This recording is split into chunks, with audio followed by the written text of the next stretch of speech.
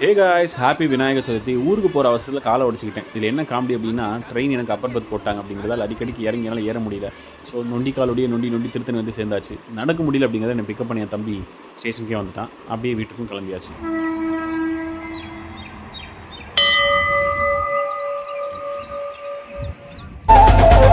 करता दुख हरता वार्ता विघ्नाची दुर्वी पूर्वी प्रेम कृपा जयाची सर्वांगी सुंदर उदिशेंदुराची कंठी झळके माळ मुक्ता फळा.